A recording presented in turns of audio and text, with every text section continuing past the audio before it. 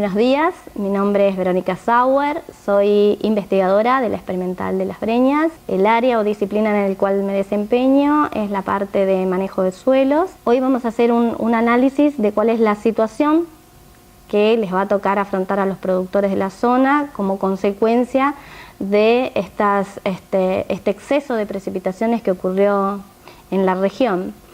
Bueno, si bien vamos a encontrarnos con problemas, porque este exceso de humedad presente en los suelos, que ha logrado una saturación, inundación en muchos casos, altera el funcionamiento normal del suelo. Dentro de esto vamos a ver que se va a alterar toda la parte de equilibrio de funcionamiento del suelo, se alteran las propiedades físicas, químicas, biológicas. ¿Qué significa esto? Como propiedades químicas siempre mencionamos la riqueza nutricional que tiene el suelo y que le aporta a la planta para el normal crecimiento.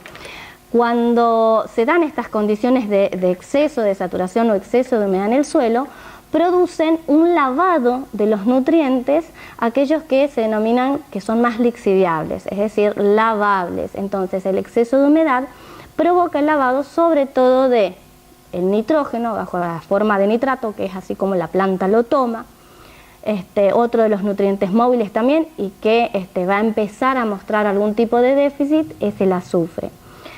Asociado a esto, también se lavan las bases cuando hay un exceso de precipitaciones y escurrimiento hacia las zonas bajas. Se lavan lo que se denominan las bases del suelo, que son el calcio, el magnesio. Entonces esto provoca un desequilibrio en el pH. Empiezan a predominar otros nutrientes, como por ejemplo el sodio, y el sodio también tiene efectos negativos sobre propiedades físicas. Si bien el sodio es uno de los elementos químicos, pero altera las propiedades físicas del suelo, provoca desagregación del suelo. Entonces empieza a darse una tendencia a compactarse el suelo. ¿Por qué? Porque se desagrega, se da un reacomodamiento de las partículas y entonces empieza a formarse costras superficiales o subsuperficiales.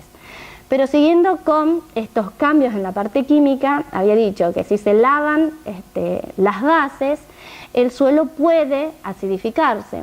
Por el contrario, también puede pasar, como es lo más probable en esta zona, porque en todo este proceso de formación de suelos, los suelos de nuestra región tienen muchas sales presentes. Entonces, ¿qué pasa?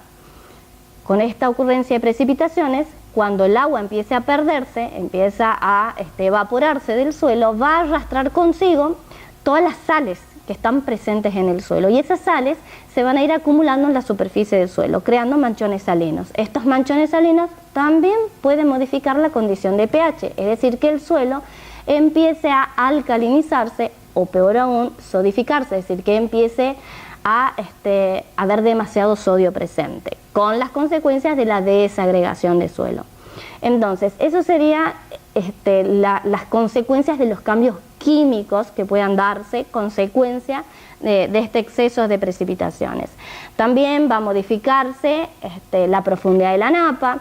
Al haber tanta agua presente en el suelo, puede ascender la napa, eso arrastra las sales y acelera o agrava la situación de salinidad de los lotes. Las sales después van a competir con el cultivo, entonces vamos a tener como consecuencia detrimentos de la producción de los cultivos.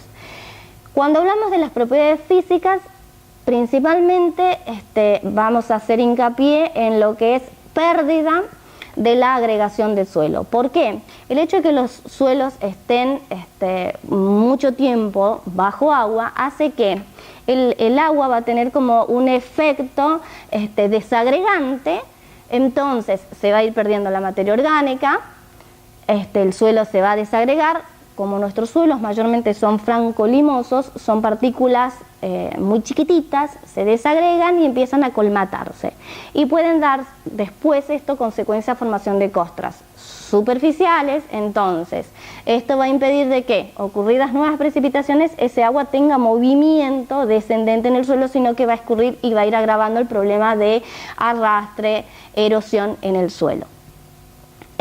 Por otro lado, el hecho de que este suelo esté saturado, yo no le puedo poner mucho peso porque va a agravar el efecto de la compactación. Entonces, en los suelos que son o de productores netamente agrícolas, Si yo quiero empezar a mover o trabajar esos suelos, tendría que pensar en mover lo menos posible, ¿sí? Pero necesito empezar a producir, sí o sí, lo antes posible cultivo. ¿Por qué?